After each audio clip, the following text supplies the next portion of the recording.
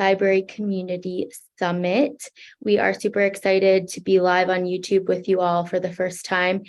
So we have our fabulous CTIG team, part of them, not the whole team, that I'm sure you all are familiar with from our other webinars and things of that nature, but this will be a very special edition of our CTIG series. So today what we'll be doing is dissecting some of the latest CVEs and just letting these guys here chat it up. You never know what you're going to expect with them, but you know it's going to be informative and fun.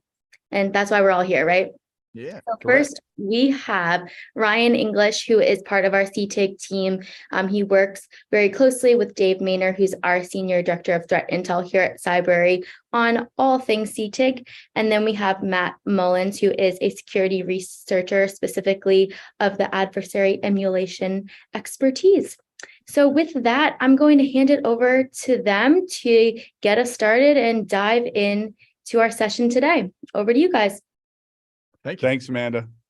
Well, the best I could do for you guys today was pumpkin mask, but as you can see, Matt is demonstrating the newest APT. It's just out. It's APT Crocodilia. Yeah, specialized in the Nile region. The Nile region. We originate, where we launch our campaigns. Yeah, so. it's actually an advanced persistent crocodile. Yeah, APC crocodile actor. So we're going to talk about a few different things today, right? Yeah. We've got a CVE that was released last week that everybody lost a lot of sleep over until David Maynor, among a few other researchers around the world, in their lack of sleep, decided, wait a minute, I'm going back to bed. Yeah. The CVE, if you're keeping score at home, was 2022-42889, and this is the CVE formerly known as Oh My God, and had its name changed to Text4Shell. Yep, Text4Shell, because it turned out that even though it was rated a 9.8, I believe 9.8 critical 9.8, big news. They really thought, people were thinking, oh my God, this is another Log4j style attack. Yes, and anybody who survived doing incident response when Log4j dropped knows that the comparison is like, oh no, you know. Yeah, that was, I'm sure there was a lot of people whose cortisol levels went wild when they were through the roof. And so the thing is, if your job is defending a network, you probably wake up every morning, read your local newspaper, and then you start looking through blogs, and then you start looking through feeds, and then you're thinking, all right, the first part of my day is usually best spent looking at what the hot sheets are. You know what it reminds me of? Remember that scene in Men in Black? Yeah. When Tommy Lee Jones takes Will Smith over to the little kiosk next to the bodega, and they're reading like the National Enquirer. And he's like, what are you doing? He's like, it's the hot sheets. You read them every day. I remember that scene. Yeah. Right. And you know what's going on. Right. And that's, okay, let's see. We got alien alligator in Maryland. And confirmed. Confirmed. And so they you look through these things and you're like, okay, this is the one that we're going to work on today. Yeah. And so when that CVE hit, everybody people calling each other, texting each other. It's going on Twitter. If you're using social media and you're not following like InfoSec Twitter, you probably make a mistake. Yeah. But it just went wild fast in the first fast. It was started off on what, Friday of last week? Yeah, I want to say it was around Friday of last week. And and like you said, I mean, for me especially, seeing the stuff kind of start to percolate up and seeing some of everybody in the industry is probably involved in some sort of Slack channel, right? And they have friends, and they mention these things and like, hey, have you all seen anything for this? Is there a POC for this and stuff like that? And so, like you were saying, it just started bubbling up, and everybody was like, oh no, and there goes the weekend. There goes the weekend, and hopefully not the week too with it.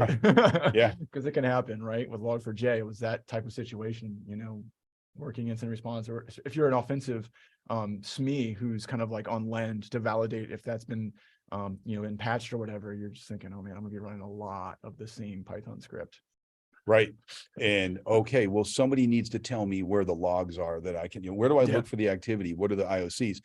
And there weren't a lot at Yeah. first. So that led to a lot of additional confusion. Mhm. And the term is what? Fear, uncertainty, and doubt, FUD, Yeah. or just, Fear, uncertainty, and doubt. you know, And fully undetected too. yeah, fully undetected. Yeah.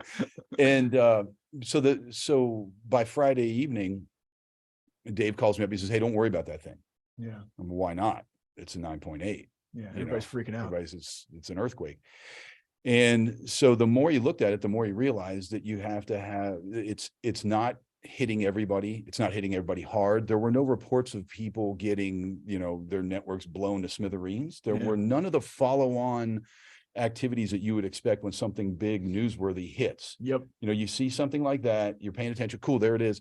And then the next thing you're doing is like, okay, who's getting burned by this? Yeah. Because I want to learn from other people's problems as quickly as I can. Yeah. And that's part of your job. But then all of a sudden people realize this isn't breaking things. Yeah. And to your point, I mean, with Log4j, we started to see reporting out that, hey, APT groups are now weaponizing this. When we talked about like some of the stuff that we have in our director campaigns, initial access brokers and things like that. When they know that's out there, they're, Instantly. it's like a gazelle next to, a pond area in Africa where the crocodiles wait, just come in and get it and go for it. I mean, it was all over the news. And, like you said, we started seeing certain groups starting to use it or reporting, hey, we've got attacks going on. And to your point, we just didn't see that with this implementation of it. Text4Shell, we didn't see that. And I think a lot of that probably comes up with the research that, you and Dave did that kind of identified. Dave did it all. Or Dave did. Shout out to Dave. Yeah. But you know what? Then people started to finally realize if it's not breaking things, what does it do? Yeah. Like what is the reason that it was 9.8? So we were looking at some things earlier and we were talking about like, why does that mean a lot? How do you break this down? How do you triage these things? Yeah. And go ahead. Yeah, I was gonna say, like, it's in a similar fashion. I think the reason people were freaking out around this one is that they saw that that dollar bracket, style setup within Java exploitation in the code and things like that. With Log4Shell and like the LDAP queries and things like that, that allowed attackers to do those things that they did with that vulnerability. And with it being in the Apache Commons, it's in the text library. There's a lot of things. For example, if you do a Maven lookup, there's a lot of products that use that particular library, that implementation, but they don't use all of it because it's with the string substitutor, and it's like interpolator or interpolator implementation. Interpolator. That implementation is the specific thing needed outside of some stuff that I didn't know about that, the CTIG team discovered with the version of Java and like other things in play. So yeah, it's really bad in a very narrow slice versus the inverse with Log4j, where it was essentially very bad and it was just fan the hammer and see what you got back, right? Tossing a stick of dynamite and then waiting for the fish to surface versus, spear fishing, when you're out in the ocean. So yeah, that's what it was. It was like fishing with dynamite when Log4j first happened. And so this happens from time to time. The key is that when if you know your network and you know what you have that would be vulnerable, when you look in the CVE and you notice for people who have this things are ordered in a certain direction, then you're insanely vulnerable to that. Then you have to wonder, well, how many of us are there that would be lined up just right to catch this thing? And who would know that? How would that be discovered? So then you would think backward to if I'm looking at my network from the outside, how would I know that for that CVE, I'm the vulnerable one? Yeah. So when you don't know anything more about how a CVE might affect you, when you start to look at the reporting on it and you see what it actually does on a technical scale, if you don't know anything else, the first thing you can do is turn around, look at your network from the outside and see if you're exposing anything that gives away the hint that set of circumstances is making me a candidate. Yeah, definitely. And if you're thinking about how to triage on any single given CVE, that is one way you can do this. Now, that just, that means you have to step outside of your shell for a minute, not to pardon the pun, I guess. Yeah. But and that's one of the ways you can kind of take care of yourself is to look back and say, man, if this is looking for these indicators, am I showing those? Or is my old platoon sergeant used to say, hey man, your slip is showing. And that meant I was doing wrong. I was not correct. I had to correct myself. So that's one way somebody can go back through and triage whether or not a given CVE is going to be your problem. And you know, we all like to say you should be doing that anyway. Yeah. But we don't really do that anyway. Yeah, it's complicated too. And the thing I was going to say to kind of dovetail off your point is, you know, asset management is a huge problem, especially with like the implementation of people being hybrid on-prem and hybrid cloud. Right, great. So now you have devs spinning up things. You might not know what's on the perimeter. And like what you were saying, you know, you want to have some degree of, you know, introspection or external perspective, extrospection. Yeah. Some degree of, take a good look at yourself. Yeah, take a good look at yourself, because I mean, you never know. And then on top of that, if you have just some basis of an, okay, we know this block has all of our web servers that are exposed. And of those web servers, we've got the teams on call that might know what the stack is, right? You might be running, you know, something that doesn't have the correct code base. And if they do have the correct code base, then you pull in the SMEs who actually write the development of it, and you can say, hey, do you have these things? And in the background, you might pull in your adversary simulation team / red team / pen test team and say, hey, can you just do like a sanity check? And then also scan the perimeter. I mean, those things, like you were saying, having all those layers is going to prevent someone from saying, well, we got popped and now everything's been ransomwared, or we got popped and now we've got access and someone's tunneling traffic through DPRK and happy day. Yeah. Okay. Those IP addresses look really bad to me. Yeah. What Matt's talking about really though is if you're in an organization where you're in charge of a team securing that organization, you should have a set of plans in place that can deal with, hey, is this an emergency? Well, what are my first steps? Okay, grab me my subject matter experts, grab me an engineer, find out, okay, the real problem here is, let's take a step back. The real problem here is a lot of large organizations have these decentralized networks. Yes. And there's prod going on here and there, and they're spinning things up that, let's say, the CISO never really ever knows about. No idea. No clue. So it's incumbent upon security teams to sort of find ways to ingratiate themselves into the other parts of the organization politely, and say, listen, you know, my job is to make sure all this is secure. Can you help me whenever you spin something new up? Look, it doesn't have to be 10 minutes after you do it, but sometime that week, it would be really cool if you were just to kind of give me the block that it lives in and let me know. Okay. So now going back to your steps, you should, I mean, a simple emergency plan can just contain really quickly 3 or 4 elements. Grab my subject matter experts, maybe get a hold of somebody who's in the area that maybe that prod or that dev is actually living in. Look at them, try to do a scan from the outside in and see if it matches up with what you're reading about. Yeah.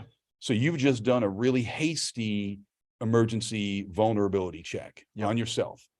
Doesn't cost much. Probably takes a couple of hours, a few phone calls, but you've saved yourself all the heartache of waiting all weekend long for the steel trap to close on your heart. Get the email. Yeah, you get the email. So, and you know, as Matt brought up, the decentralization of things, that kind of brings us to one of the other points we were talking about, and we covered a little bit of this in the blog last week, which was point-to-point tunneling protocol, PPTP. There were, on Patch Tuesday, there were 7 CVEs associated with PPTP. That's a lot. It's a lot for just one thing, one operating system within Windows. That's kind of a lot for just a big release. 1 or 2, sure. 7 means people were hard at work. Yeah, and there's a lot of stuff found. And a lot of stuff was found. Yeah. So what is PPTP? It's something that came out, was packaged with Windows 95, and it was flashback. Yeah, right. Like I remember the computer that I had that ran Windows 95. It was really slow. Remember the launch party? A side comment where they're dancing on the stage. Dancing on the stage. Like Windows 95. They're getting jazzed up. No longer 3.1. Really aggressive. 256 colors, guys. Whoa! Think of the palette. Yeah. but that color palette also included something that, while it was put out in 95, was discovered to be vulnerable in 1998. Yeah. or probably even sooner, it was probably vulnerable the day it launched, Yeah. which actually it was vulnerable the day it launched. But in Just wasn't 98, made public or Yeah, didn't get into the right circles. exactly. And you know, one of the first people to get involved in this actually turned out to be Mudge, was one of the first researchers to show that the crypto was bad. And let's back up for a second. PPTP is basically a VPN tunnel that came with Microsoft, and a lot of organizations used it for that reason.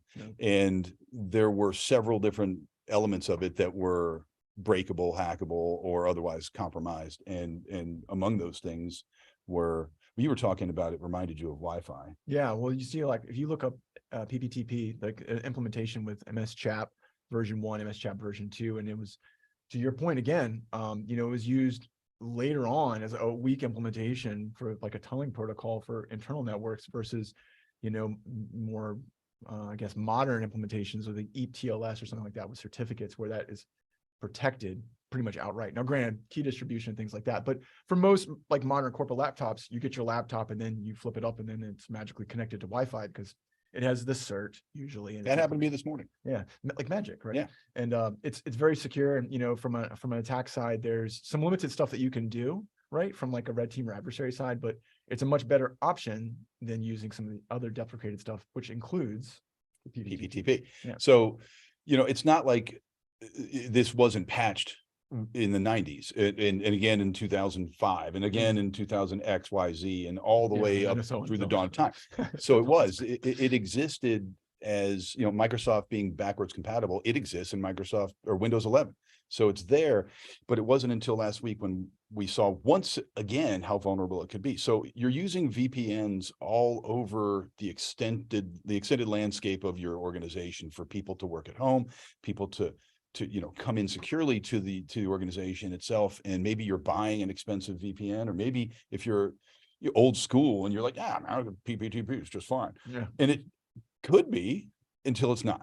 Yeah. So that just goes to show that sometimes even these legacy things that are unsecure patched, but all of a sudden you see 7 vulns at once. Yeah. VPN as a whole is it's great for a lot of things, but it's problematic for other things. I mean, there are very few really worth the money VPNs that keep you from leaking DNS information, or maybe have bad crypto, or maybe they're just storing what it is that you're doing and selling that information. Oh yeah, for sure. You know, like, and you see a lot of like websites and stuff like that, like on sale, lifetime subscription, $20. You get a lifetime subscription to a VPN, and you're like, I'm safe for life. This is quite secure. Yeah, I'm good. It's not. It's not. It's a negative. It's like when I bought my first skateboard with my paper route money. It was like the we didn't have Walmart really then in California, but it was the Walmart version of a skateboard. And it was affordable. But within about 2 weeks of skateboarding on that thing, I had realized why I need tracker trucks and skull bones wheels and an actual deck that doesn't, you know, bend in the middle. Yeah, I had to spend all that money all over. Both kicktails. Yeah, I wanted both kicktails. Well, that was back. I wanted the Christian hustle. I did only have is the hammerhead. Anyway, really old. But so that goes back to you get what you pay for. And if you're thinking that your VPN keeps you safe, you need more than that. You need to make sure that nobody's surveilling what you're doing. The VPN isn't the be all end all, and an added layer of security. That's what I was going to say. It's like a lot of people, they work in the industry, and it's like, I work on cars all day, but I don't want to work on my own car. Like, this is an instance where you probably just to some degree, right? If you know as a professional, multiple layers is the way to stop bad things from happening, apply that template to some degree to yourself, right? It doesn't have to be just out the wazoo, but don't, to your point, be like, I got a VPN, I'm golden, like have some other layers of security built into your home network, or maybe you use Brave and you use the Tor browser that's built into it. Love Brave. All those other things. Yeah, love Brave. And so when you're talking about VPNs and is my VPN any good, there are several places you can just Google if you want and look at VPN scanning. It'll tell you if you're leaking your DNS information out there. This is stuff that you can do in the vein of looking back in at yourself to see what can others see. This is one of the inexpensive things that you can do quickly. You can do it for your home office network. You can do it for work. You can do it for your personal stuff. Yeah. So it's always, this is, the concept we're talking about, we keep hitting it today, is go ahead and take a look at yourself. Yeah. Really. Look at yourself. Look at yourself. Let's talk a little bit about what you're working on, what you're about to release next. Is APT 41. Yeah. Double Dragon. Yeah. Now, listen, I'm a fan of Alyssa Milano. Big fan. I've been a fan of Alyssa Milano probably as long as there's been an Alyssa Milano. Yeah. Because she's like my age, and it was okay to be a fan of 12-year-old Alyssa Milano when I was 12. Yeah. Good point. Right. She was in Double Dragon. Oh, wow. 1995. She had a tiny little role in there. Huh. So it was a karate movie from the 90s. So as you imagine, it was super cheesy. And it was Phenomenal. like, yeah. Chef's kiss. Chef's kiss. It was younger stars. And so APT 41, some genius to keep it fresh in memory, has named APT 41 as one of their names is Double Dragon. Yeah. Matt's been working extensively on why APT 41 is bad for you. Yeah. Yeah. We've got the threat actor campaign will be coming out pretty soon, and we cover a lot of really good stuff with it. We've worked really closely with another defensive SME, kind of like with the previous ones, right? And this one is the same individual who worked on APT 29, Chris Dable. So a lot of in-depth attacks. We have some stuff in regards to master boot record overwrites, so that's pretty nasty. We've got some stuff in regards to standard APT activity, right? So enumerating a local host, doing that stuff. We also have a nice little implementation of ransomware, which was a fun little project to actually create like a legitimate like ransomware program that actually does everything. So all that's built into it, and it kind of ties it together in a way that if we've done the TTPs prior, we've done them in a different different direction. A great case in point, using HTML help files as the initial dropper versus like a standard payload or something like that.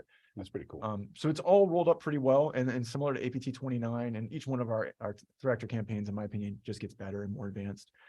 So it's not as much of the in-memory style attacks that we saw in APT 29, but just as many cool attacks. And there's something that stuck out with me, the individuals who they run BC Security, and they're the ones who took over the Empire project. And I've been a big fan of the revitalization of Empire. And they did a talk, and if you haven't seen it, it's pretty good. They talk about PowerShell. And they're like, if PowerShell is so protected, how come APT groups still use PowerShell? Love it. Yeah, they love it.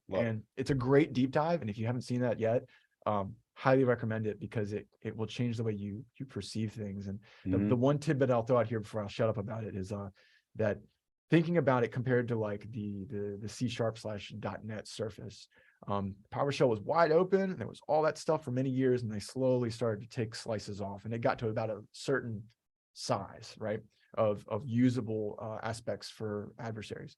And then the .NET side went through all that. So C# and all those things, they started slicing them back. But because the overall surface that PowerShell presented and its capabilities was much bigger, there's actually more vectors that are still usable and almost in parallel to .NET and C#, which they cover all that in the talk. It was just really interesting, really cool stuff. So again, if you're into the threat actor campaigns, or you're interested in adversary emulation, or if you're a red team and you just want to throw something in there that's not the standard, go after them and go for the objective, and you want to add a sprinkle bit of adversary in there, it's a great direction to go, especially if you can get it to work. A lot of bypasses, to my knowledge, still work really well. So that's another thing. But, I was just looking something up. I was watching a video a couple of days ago. John Hammond was testing and it's funny, I'm gonna have to drop this in the notes because I just looked for it. I can't exactly remember where it was. It was one of those, like, I'm in a haze, I'm looking at instructional stuff. And he was using PowerShell to get past Active Directory and all the defenses. It wasn't PowerShell though. It was like an obfuscator for PowerShell. And and in this video, he's using this obfuscator, drops it. And then, so he's doing it without, in the second window, he's got all the Active Directory protections off. Cool. Now he's got shell. Yeah. Next thing he does is literally toggles them all on. And it was same thing. Yeah. And he's looking, and you're looking at it like, and we'll Yeah. drop this in the notes so that you can refer back to it, because it just triggered me. I didn't think we'd be talking. I didn't think I'd bring this up today. I'm sorry, everybody. But it's, these are things that it just goes to show that It's a tool that's in wide use by bad guys because it's useful. Yeah. And it will remain that way. APT41 is, they hit, last year was a busy year for them. They hit everything from like the Indian power grid to, surveilling even within Chinese news networks. Yeah. They were doing it at home. Goes to show you who may be funding them. Yeah. They hit targets in the United States. They had, what was it? The FBI indicted 5 members of them. Oh, my dad's calling. Sorry, Dad. The FBI indicted 5 members. Oh yeah. I think I remember seeing that in the news. Wasn't even a speed bump for these guys. Yeah. They probably put that poster up on their wall, and like, that's us. Yeah, we're killing it. Ma. When have you been indicted by the FBI? Yeah. What kind of APT are you? You're nobody until you've been indicted. Yeah. And keep working just as hard the next day. Like, gotcha. Cool. Thanks. No biggie. Preach. Yeah. When we were talking earlier, we were also discussing, how much time do we have to discuss? We have a few more minutes. Yeah, we got a couple. All right. We were discussing a concept. We're talking about the golden BB. Oh yeah. Yeah. And I've never heard of this before. This is a cool learning experience. So things like APTs and, crazy log4j, 0 days, everybody loses sleep over 0 days. Yeah. And, people spend a lot of money trying to be protected. Yeah. From O-Day. And then you see that all the time too, especially energy. Oh yeah, we protect against 0 days. And then, everybody that knows something is just like, okay. You walk around the showroom floor and there's like O-Day protection. And again, a lifetime discount of O-Day protection for $25. Please see Matt Mullins. The idea is the thing you have to keep in mind is if you're worried all day long about what O-Days are about to collapse your world in on itself, there's a phrase that World War II fighter and bomber pilots had. It's called the golden BB. You could be as protected as you wanted. You could be in a tank wearing body armor with a helmet, in a Kevlar blanket over you. Yeah. And something happens, something explodes. There's a ricochet, a piece of metal like zings off 6 different things and just lodges in your carotid artery, and you just hose down the interior of your vehicle and die. Nice. Like it was the impossible thing. Yeah. It was the golden BB, and you Google that, look it up. It's the thing you can't protect against. Yeah. It's a combination of bad luck, being in the wrong place at the wrong time, and just having to be a target of opportunity for somebody. Yeah, the golden BB. It's the wild card. Yeah. And so we were talking about it, where it's like if you go walking down a dark alley in the Bronx at night and you're stumbling around not sober and you get relieved of your wallet, you're not going to be surprised. Yeah. That's what you saw that coming. Saw that coming. Knew that was going to happen. Yeah. But here we are in Maryland, and you go walking down the street in College Park, and you're just, hey, there's people around, there's kids throwing frisbees, and somebody comes up and relieves you of your wallet in the middle of a group. You're like, that's not supposed to happen. Yeah. How could that have happened to me? I wasn't. That's the wild card. Yeah, you cannot defend against the improbably impossible thing. Yeah. That some researchers spent hours and hours cooking up in his own lab. Yep. And you're the first person to be exposed to it. Yeah. There was no defense because there is no defense for O-Day. So instead of spending all that time thinking about the golden BB, you're better off trying to do the very basics and start over to make sure all your bases are covered. All the little things that you're supposed to be doing are done. Yeah. And they're not hard. They're just boring and repetitive. Yes. There's nothing exciting about brushing your teeth every night until you lose a tooth. Yeah. And then you're like, what was I thinking? I could have just been brushing my teeth every night. That would have been way better. It would have been so much better than this root canal, but that's the thing, is that we don't enjoy doing the basic fundamental elements of security. I don't care if it's, you've got guard posts on a fortified base and you've got to make sure that those guys are not sleeping at night at 4 o'clock in the morning when human beings want to sleep. It stinks, man. You got to wake up and go check on that dude. Yeah. Hey, are you awake? The guy was sleeping. It's natural, but you didn't check. The fundamentalist things that have never changed. And we have the same issues here in cybersecurity. spending the energy you spend worrying about O-Day and fantastic attacks that come out of the swamp and, personally authored by Cthulhu himself. Yeah. Yeah. It's got me. You should have spent that time going back through, searching from the outside, looking at your own network and seeing what you're presenting to the world that could be vulnerable. Yeah. And the golden BB is the thing you should be thinking about. You're in a meeting and you're saying, I think we're worried about the golden BB right now. Yeah. And I don't think we should be. Yeah. So, the thing I was going to say too is good cyber hygiene, right? To your point. Yeah. If you can know your boring. assets, if you can make sure you run purple teams or adversary simulations, that all of your rules are firing correctly. Do you have a email protection mechanism? And if they click the little button that says, I think this is a fish, does it actually work? Like, have you verified all those things? And a lot of this sounds like, oh, of course we know that it works, Matt. But like, there's only one way to know. We know, Matt. We know. We paid someone a lot of money paid somebody for this. You want to make sure all those things work, and those things might not be a stopgap for the golden BB to that point. That's right. But you'll find that luck favors the prepared, right? That's right. And there's some things that can help you. They might not help you 100% if it's just one of those like wild deltas that's just like, well, I got poked with a piece of shrapnel. Yeah, it just happened to be the day. What can you do if the golden BB hits you, though? That's where preparation comes in. Yes. That's where, like, hey, do I have an actual current phone number list for every one of my vendors? Your playbooks, all your stuff. All your playbooks on paper, not in the cloud. Yeah. But like they're there, and your vendors, even if you don't talk to them. Yeah. If you got a vendor and you haven't spoken to that person in 6 months, you're failing, because you want that guy to know that if something goes wrong, that his phone's blowing up. Yeah. And so should even if totally there's blow nothing up. going wrong, you're like, oh, hey, Pellegrino. Yeah, it's English. Just checking in. Just making Let sure you know this that we works. have an agreement that, from time to time, you're like the Godfather. I may never call you, but if I do, You should pick up. you pick this service. You may do the service for me. I Yeah. paid you money. Now On you're this day in of my my pocket. daughter's wedding. Yeah, this day of my daughter's wedding, and the golden BB hit. Yeah. But those are the things that are incumbent upon you. Those are such basic things. Yeah. And people fail to do them. What's my emergency plan? Who's the guy who knows that system best? Where is he right now? Yeah.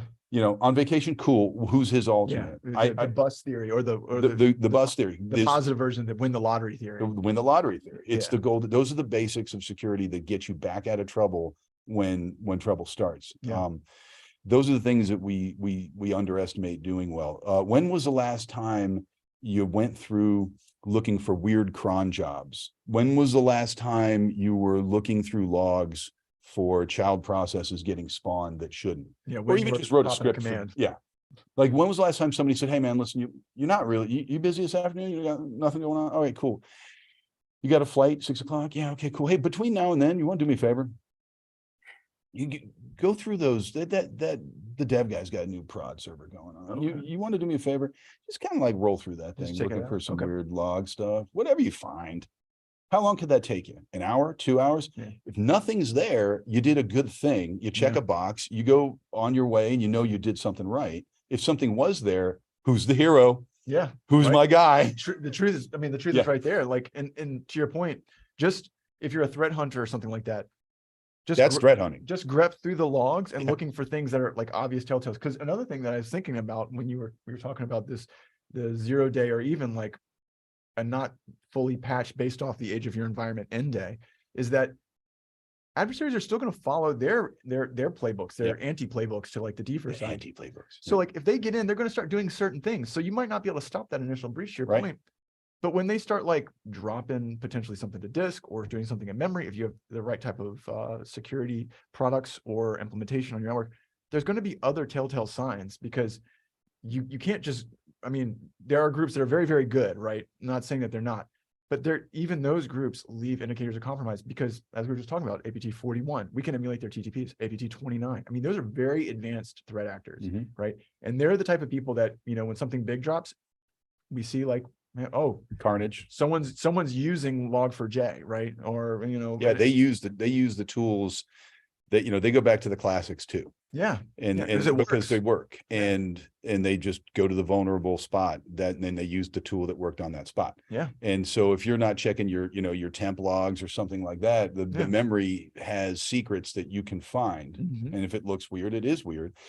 when we would patrol at night, I learned this lesson. I was in the Philippines for deployment, and we were working at night, and I was complaining because my night vision was really outdated and old. And we were working with some dudes from 1st Special Forces group that were attached to our platoon. And they had much more newer, better. And I'm like, before we actually went on that patrol, I'm all whinging about like how crappy my stuff is, because we're Marines, we have crap stuff. And guy pulls me aside in kind of an older brotherly way, and he's like, look, dude, you don't even need that stuff. I'm telling you right now, you don't need that night vision tonight. I'm like, dude, yeah, I don't want to. Yeah, I can't see anything. He's like, wrong. Listen, I won't wear mine. You don't wear yours. And I'm like, okay, cool. And he's like, once our eyes adjust, you'll be able to see pretty good. He goes, but look, here's the secret. While we're patrolling, about every 45 minutes to an hour, no matter what, I'm going to find a good spot for us. We're going to stop. We're going to take a knee. We're going to be real quiet. We're not going to be chugging water. For the first few minutes, we're just going to sit, get a little comfortable, everybody facing outboard, and nobody does anything. You just sit there and breathe. And it's called a SILS stop. You stop, look, listen, smell. And the idea is you just sit there waiting for your heart rate to come down, listening to what's going on around you. If you hear footsteps, they're not your team's footsteps. Yeah, because your boys are right there. Your boys are right there. So you hear more footsteps or things breaking in the jungle coming in your general direction, that's a problem. You've just found that happening. Yeah. Okay. Somebody's coming to you. They're not your friend. You might smell somebody else. You've been eating American food on an American base. That dude's been eating classic old school Filipino food. He's going to smell differently for you. You smell like butt to him. You will smell him, right? And maybe somebody's smoking a cigarette down the way. Maybe they don't have discipline. Maybe they're one of the threat groups that just does things without a lot of, the GRU does this stuff. They want you to know they're out there. They want to hurt you. They want to know they want you to know you got hurt by them. So somebody's smoking a cigarette on patrol. You smell that for miles. Noise discipline, light discipline. The other guys make mistakes. So these stops were designed you plan them into the patrol. So every few minutes, even though you got to get where you need to be, you don't have time, you got to go, but you must plan these steps into the movement. So you sit there and when you've decided after a few minutes, there isn't anything going on out there, very quietly, everybody gives himself a tap, drink a little water now, you can make a tiny bit of noise, you get up, make sure the ruck straps are tight, and continue the mission. And we don't do enough of that in cybersecurity, where you just simply tell your team, hey man, intermittently for the next couple of hours, stop what you're doing and let's check and see what else is happening to us that is going on quietly. Someone is stalking us. I want to know if they're there right now. It's like that movie, Hunt for Red October, the Crazy Ivan. Every certain amount of time, he would just flip a U-turn and point his sonar around the area and see if anybody was behind him. No warning, no nothing, just boop, flip a UE. And see if you're being followed. Well, that's a paradigm that works in the real world. I've seen it. I've done it. We need more of that kind of thing. It doesn't cost money. It's the basics. It's free. You literally have the dudes there. You have the staff. You have the staff. Unless you're a staff of one. Unless you're a staff of one. Staff of one. And the funny thing. Staff of one. I wish. It's the next karate movie we're going to do here at Cybrary. But like, even with like the newer implementations of certain products, this is the thing I was going to throw out there. If you have an agent that you can provision in like your cloud assets on the perimeter, that agent, if implemented correctly, and this goes back to like what you're saying, stopping and making sure, to your analogy, that like, okay, let's take a second. Are all the lights on? Does everything work? Is anybody like poking around at our stuff? Like having that capability to stop and look and say like, okay, didn't this team say that they were working on a new product and that they had AWS access? How come we don't see anything that they're doing? We probably should check that out. Like there's some weird traffic, like it's going out from this one end user's laptop. And, it turns out they've installed a Facebook Live plugin. And like, now they're, for some reason, live streaming them doing their work. Okay. Yeah, that's interesting. Nobody's that excited about that. Yeah, like there's probably something going on. Like those types of things only come from like to your point, Right. because I mean, if you're busy being a defender and you're pulling tickets and you're working things and escalating them, it's very easy to get lost in the sauce, right? If you're carrying gold all day at Fort Knox, it just becomes heavy metal, right? So it's always important to stop and, to your point, take a pause and think, okay, Text4Shell. What does that do? What does that even do? How does it work? What were those IOCs? And then we've got ideas of a playbook. Okay, so let's pull in some folks. We'll have some external like perspective, and then we'll have some internal perspective. Because obviously, a breach of the perimeter is much more terrifying than an internal one, but an internal one can be just as fruitful depending on if someone fished. Right. So let's just go through these steps and perform our cyber hygiene. Do the due diligence. Stop, pause, listen, smell. Check out. And that's what cyber hygiene actually means. Yeah. Is literally, let's go poke around in here and see in this place where we checked last time. Oh, we checked that other thing last time. All right, well, we'll check a different thing this time. Yeah. And just keep it moving down the line for different things to check. You can't check it all at once. Yeah. But if you're not throwing your net in the water, there will be no fish for you. Yeah. So you got to do something, and this doesn't cost much. And the other thing, when Matt talks about putting an agent up, earlier I mentioned that I watched that video where John Hammond does, he uses, and I'll find it, but like he uses this program to literally bypass everything that was built into the AD system to defend. And I can't remember if it was in AD or I can't remember if he was hitting a cloud. He was hitting something that doesn't matter. The point is he shows it working with no defenses on. Then he turns around and shows it working. All the light switches on. All the lights are on. Yeah. He's got all the built-in defense on, and it boop right on through. Yeah. Once he's there though, he's trackable. Like he can make mistakes. He can do things wrong. He can leave evidence of his passing through. And that's all you got to look for. Yeah. Because hey, the machine worked. All that stuff that it said it was going to do that you paid for it to do, it did. Yeah. It just didn't work. Yeah. Because somebody had a cute little sidestep, man. Yeah. And that's the name of the game is, man, you got nothing else to do. You got, it's free, and you've already paid for the things that are supposed to be working, and they look like they're working. They look like they're working. And So the moral of the story is that you could spend all the money and the golden BB waits for you, but you got two choices. You can prepare for those emergencies with some very lightweight planning that involves just a very hasty check, and you can also, when you're not getting massacred, you're out there looking and conducting the SILS stop in a digital SILS stop. I got to come up with a phrase for this. It's got to be done. Yeah, I was gonna say you got something there. I got to work on a better version of this. D-SILS. I hate acronyms, and we're going to use one anyway. Anyway, are you guys waving at us? Are we wrapping this, or did I just see you guys? No. Are we cool on time? Are we cool? I don't know what that means. All right, we're good on time. Yeah. But do we have any more material to discuss? Yeah. That's even a better question. I will say too, with some of the stuff that we've got going on, the stuff that's rolling out from the Text4Shell implementation that you guys have researched. If I remember correctly, David mentioned that there might be the possibility of some good technical training that That's might right. be stuck out of that. Yep. So that's like a direct line from the research that you all provide, the greater team at Cybrary, and then us being able to extract that so that we can actually say, this is what it would look like if you had that. That's right. That's what he's got prepared is, here's a lab that shows you how to do that SILS stop that we were just talking about. Yeah. Open it up and just follow me through step by step, Mhm. Little voiceover action. This is what you should see if it's bad. Here, let me run it again. And this is what you'll see if it wasn't. And we're going to do that on a very elementary level for the next, we have a few things lined up for that. We've got, what else do we have? You've got some live training coming up. Yeah. Will also asked if we could do some live training for like a physical pen testing. Yeah. And we gotta talk about that because physical pen test, live training for a physical pen test is interesting because it's like I gotta be somewhere to do that. Yeah. I need a camera for that. And there's gonna be things that do work on the outside. When you're doing a physical pen test, it's no different than doing a digital pen test. Yeah. You start on the outside of a building, and you follow your attack you follow the pattern. Yep. Scan, identify potential vulnerabilities. Patterns of life. You first establish patterns of life. Let me give you guys a tip.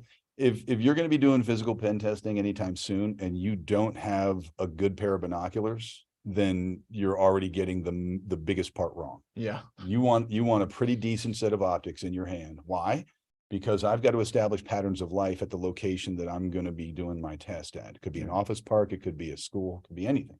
But the first thing I got to do is establish, well, where are the people? What are they doing? What do the people do? When are they doing it? Yeah, when are they doing it? When are they doing it? How are they doing it? How are they doing What it? do they look like? I mean, Yeah, I could sit in my car in the parking lot the whole time, and eventually until the security guard comes over and goes, "What are you doing here every day? excuse me, sir.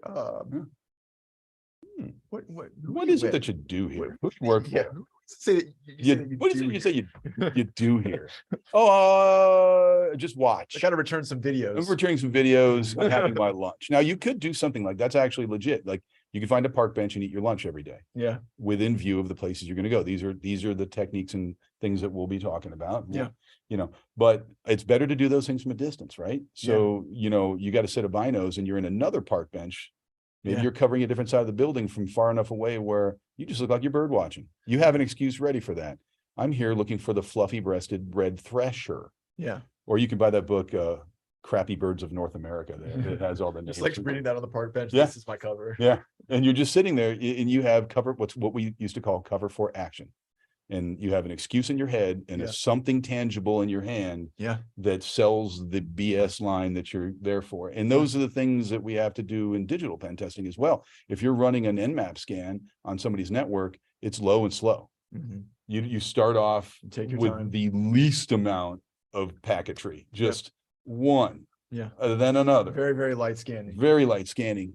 And then as you want to get closer and closer and closer, it's more and more. Start to turn the volume up. Turn the volume up, the frequency up. You know, it's a good point too, because then from the adversary side, you know, like thinking about that from like, you know, you're investigating a location you want to try to get into, or if you're scanning or whatever.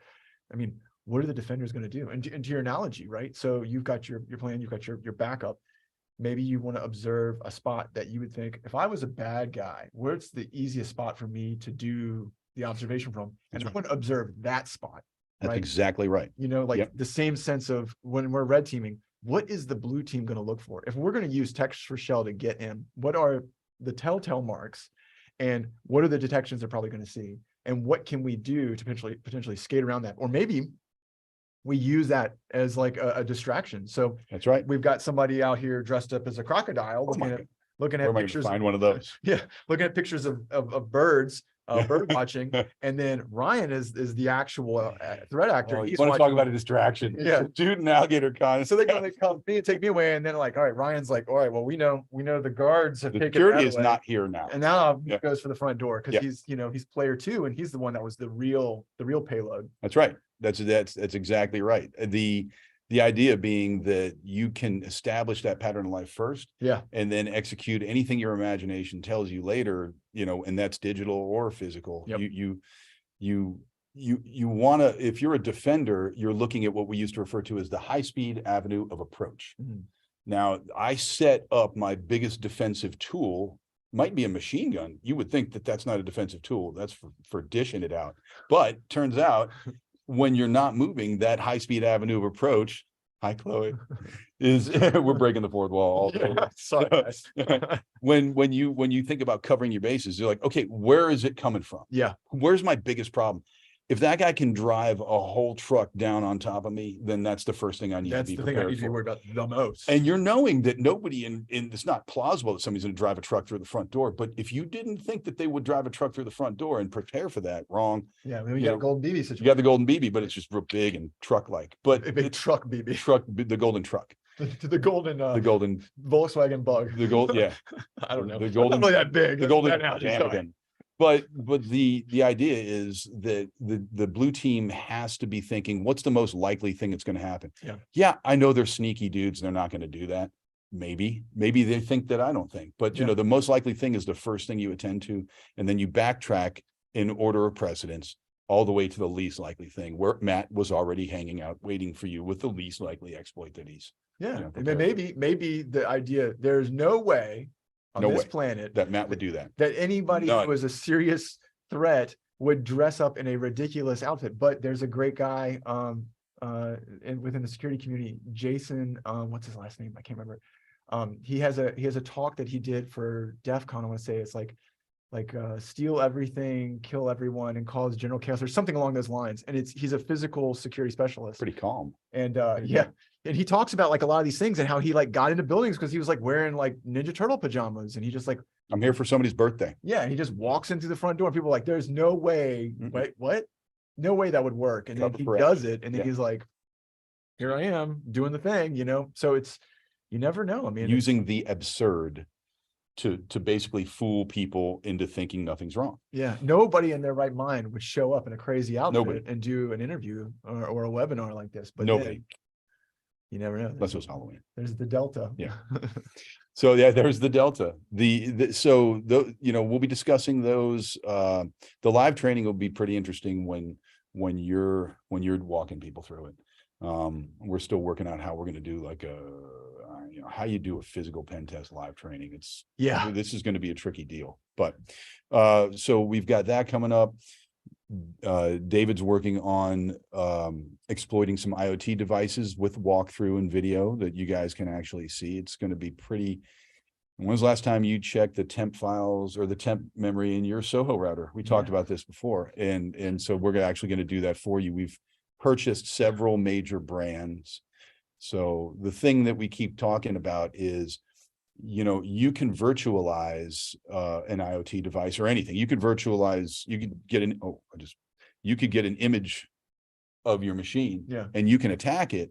But if I'm attacking that in a VM, let's say, one little thing that's different in the environment means my attack wouldn't have worked or would. Exactly. But on a real actual machine, that's the difference maker. So the goal for CTIG is that we'll be doing stuff on real machines. Yeah. And then once we've demonstrated that works, this attack or that defense works on a real machine, then we'll virtualize it, let you do it. You can actually play that game. The proof is there. But we proved it first. Yeah. And that'll be a lot of fun. You're gonna enjoy a lot of that too. Yeah, that's definitely some cool stuff. And to your point too, just to jump in, like, I mean, that point that you called out like directly ties to all these things like the point-to-point tunneling protocol vulnerabilities or Text4Shell. Like, the implementation is everything, right? Like, in theory, these things can work, but what happens if there's just not enough space on the disk? What happens if it's got next to no, RAM? What happens if it's isolated in a certain way? What happens if, the Java version is right, but they've called some sort of weird variable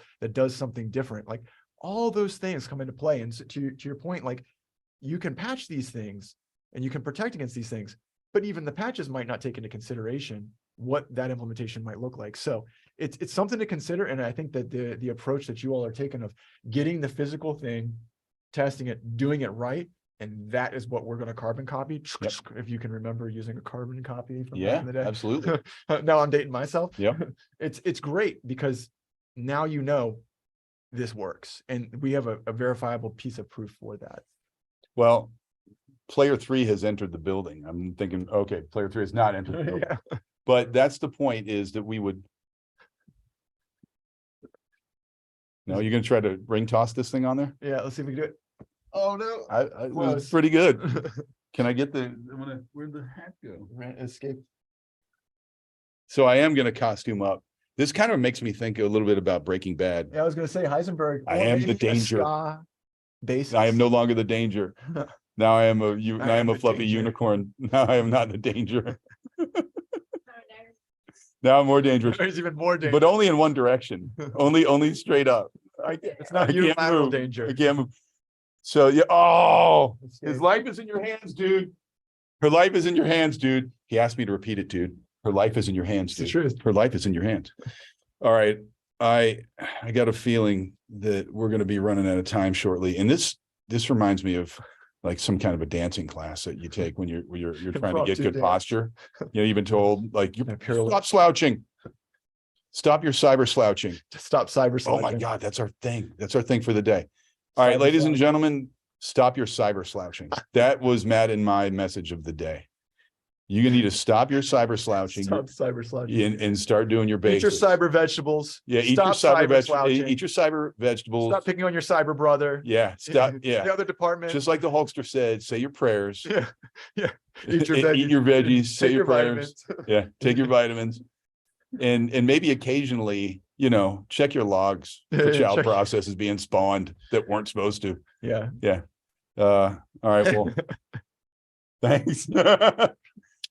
You guys, thank you for joining us. We appreciate it. Thanks for following Cybrary. Thanks for coming and send questions our way if Yeah. you got any. Happy to answer them. Happy to answer them. And I'll find that thing that John Hammond did so you can see just how good a guy like that is at what he does, but also just how slick a piece of, you know, a little bit of code can be. Yeah. And all those defenses just bye. Yep.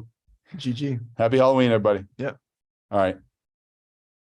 We'll sit here like this though until you tell me that we're